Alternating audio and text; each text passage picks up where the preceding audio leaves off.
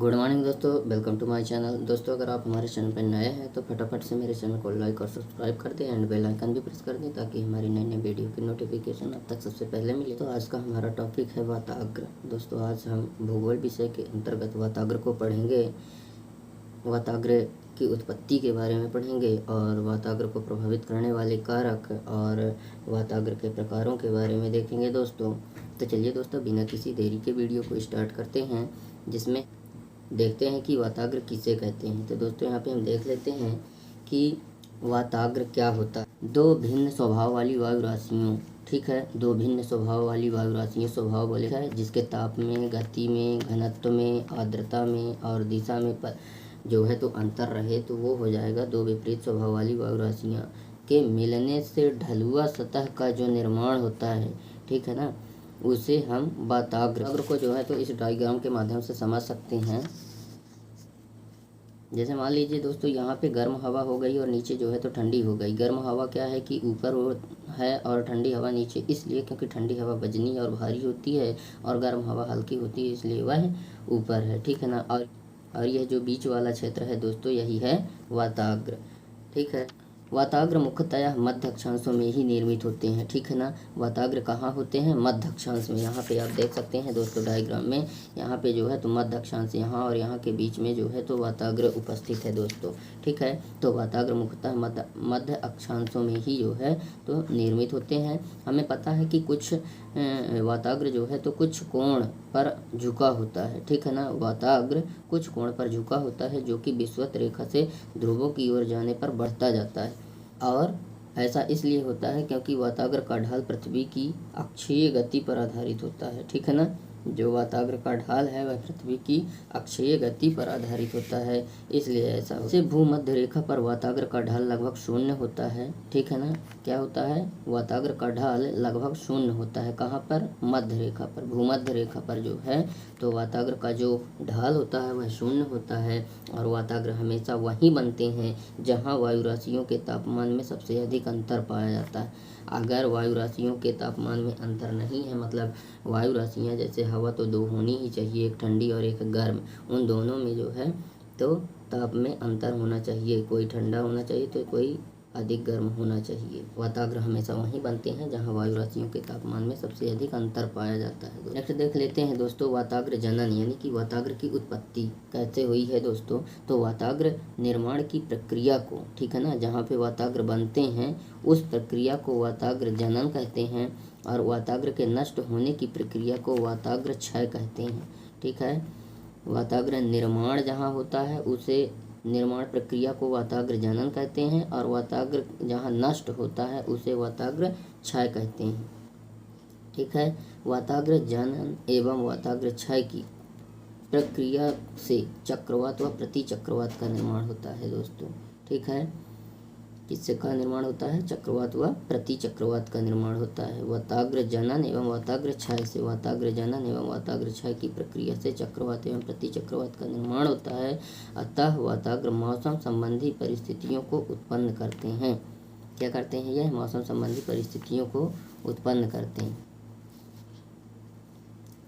वाताग्र को प्रभावित करने वाले कारक कौन कौन से हैं दोस्तों? तो ताप एवं आर्द्रता, ये दो चीज़ें हैं दोस्तों जो वाताग्र को प्रभावित करती हैं। और दो अलग अलग गुणों वाली वायु राशियाँ भी, मतलब एक ठंड और एक गर्म, ये दो वायु राशियाँ भी जो है तो वाताग्र को प्रभावित करते हैं। इसके अलावा गति के कारक, जो गति होती है हवाओं में, वायु राशियों में जो गति होती है, ठंडी वायु राशि की गति और गर्म वायु राशि की गति, वह भी वाताग्र को प्रभावित करती है। और वायु राशियों का अपसरण वाताग्र को प्रभावित करता है। तो यहाँ पे हम देख लेते हैं वाताग्र के प्रकार के बारे में देख लेते हैं दोस्तों। वाताग्र मुख्यतः 4 प्रकार के होते हैं, जिसमें से पहला है दोस्तों शीत वाताग्र। शीत वाताग्र क्या होता है दोस्तों? जब शीतल व भारी वायु तेजी से उष्ण वायु राशियों को ऊपर ढकेलती है। शीतल व भारी वायु तेजी से उष्ण वायु राशियों को ऊपर धकेलती है तो शीत वाताग्र का निर्माण होता है दोस्तों। इसको हम डायग्राम के माध्यम से समझ सकते हैं।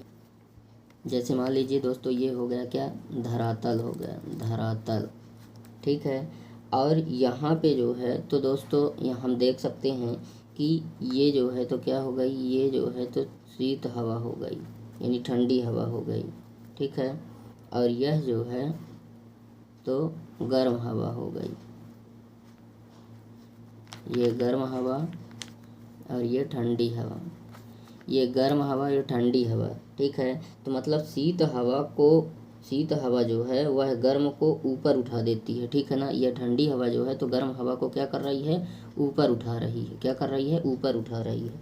तो जब ऊपर उठा रही है, ऊपर उठा देने से कौन सा वाताग्र बना दोस्तों, शीत वाताग्र बना। कौन सा वाताग्र, शीत वाताग्र बन गया दोस्तों।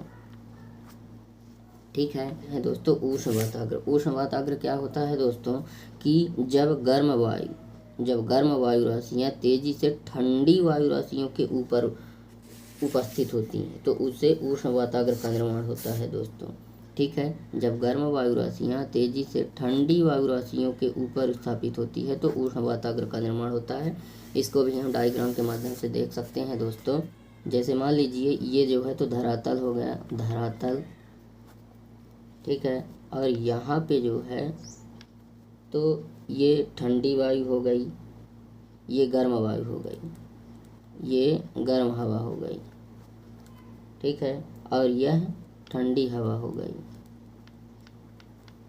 अब यहाँ पे आप लोग देख सकते हैं दोस्तों कि जो गर्म हवा है वह शीत हवा के क्या हो रही है, दबा रही है नीचे। यह गर्म हवा शीत हवा को नीचे दबा रही है। ठीक है, तो गर्म हवा जब शीत हवा को नीचे दबाएगी, ठंडी हवा को जब नीचे दबाएगी तो कौन सा वाताग्र बनेगा दोस्तों, उष्ण वाताग्र बनेगा, उष्ण वाताग्र। ठीक है, ठंडी हवा जब गर्म हवा को ऊपर उठा दे तो शीत वाताग्र, और गर्म हवा जब ठंडी हवा को नीचे दबा दे तो उष्ण वाताग्र बनता है। नेक्स्ट है दोस्तों हमारा अधिविष्ट वाताग्र। अधिविष्ट वाताग्र क्या होता है दोस्तों, जब शीत वाताग्र उष्ण वाताग्र से मिलता है, मतलब शीत बोले तो ठंडी हवा, उष्ण यानी गर्म हवा। ठंडी हवा व गर्म हवा जब मिलती हैं तो गर्म वायु का सतह से संपर्क समाप्त हो जाता है। ठीक है, शीत वाताग्र उष्ण वाताग्र से जब मिलता है तो जो गर्म वायु होती है ना दोस्तों, उसका जो पृथ्वी की सतह से संपर्क होता है वह पूरी तरह से समाप्त हो चुका होता है। उसे ही हम अधिविष्ट वाताग्र कहते हैं। इस वाताग्र में शीत तथा उष्ण दोनों वाताग्र के लक्षण पाए जाते हैं। इसे शीत वाताग्र और उष्ण वाताग्र दोनों कह सकते हैं। तो इसको हम डायग्राम के माध्यम से देख लेते हैं।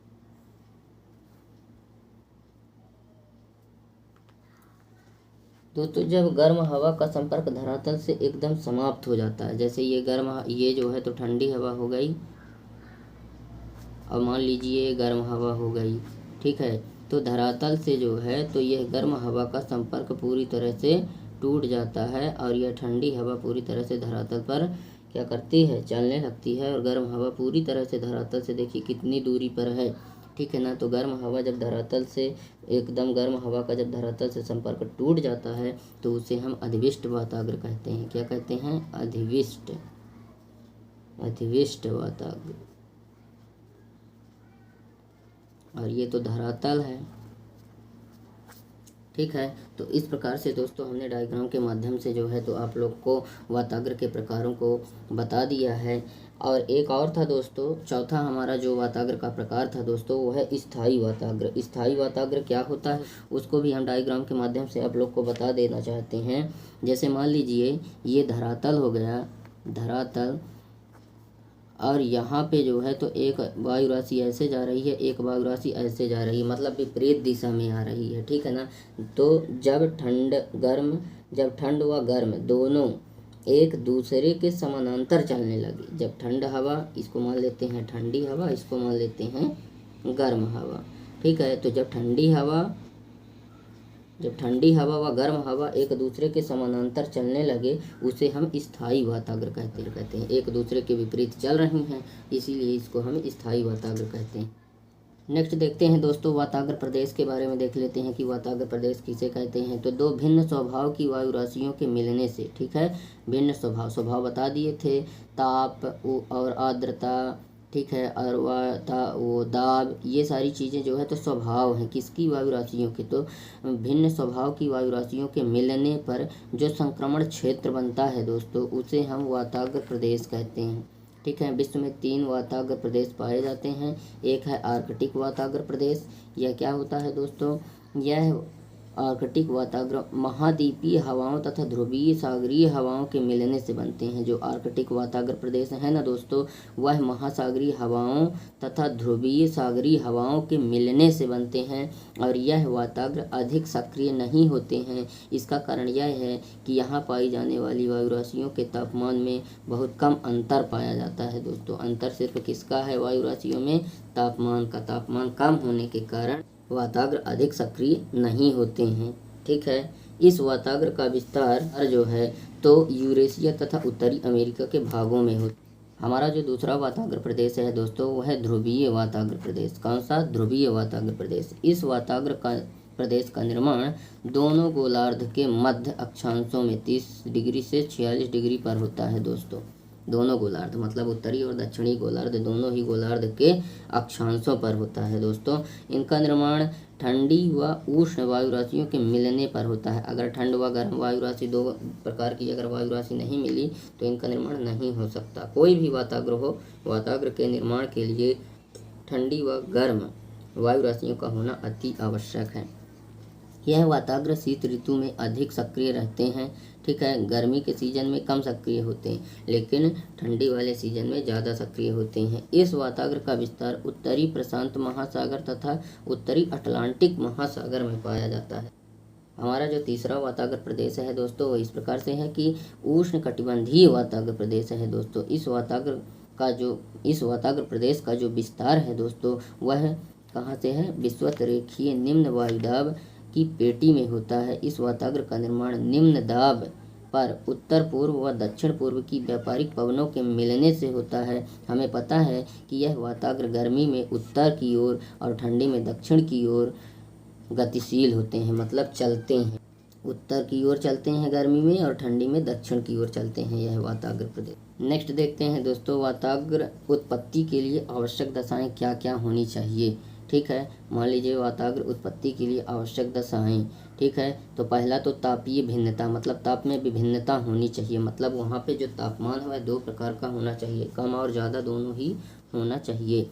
वातावरण की उत्पत्ति के लिए आवश्यक है कि ताप में भिन्नता होनी चाहिए, अर्थात दो हवाएं तो होनी ही चाहिए जिसमें एक ठंडी है और एक गर्म हो, तभी वातावरण बनेंगे, अन्यथा वातावरण नहीं बन सकेंगे।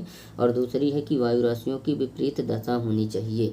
दो वायु राशियाँ अलग अलग दिशा से आएँ और एक ठंडी और एक गर्म हो, तब वहाँ पर जो संक्रमण क्षेत्र बनता है वहीं पे ठंडी नीचे व गर्म हवा ऊपर जाएगी, क्योंकि गर्म हवा हल्की होती है और ठंडी हवा वजन होती है, भारी होती है। ठीक है, इस प्रकार से दोस्तों आज का हमारा टॉपिक यहीं पे समाप्त होता है। आप लोग को हमारी वीडियो कैसी, कमेंट में अपनी प्रतिक्रिया ज़रूर दें। और अगर अभी तक आप लोगों ने हमारे चैनल को लाइक और सब्सक्राइब नहीं किया है तो ज़रूर से ज़रूर लाइक और सब्सक्राइब कर दें एंड बेल आइकन भी प्रेस कर दें, ताकि हमारी नई नई वीडियो की नोटिफिकेशन आप तक सबसे पहले मिले। दोस्तों आज के लिए बस इतना ही, मिलते हैं आप सभी से नेक्स्ट वीडियो में। जब तक के लिए जय हिंद।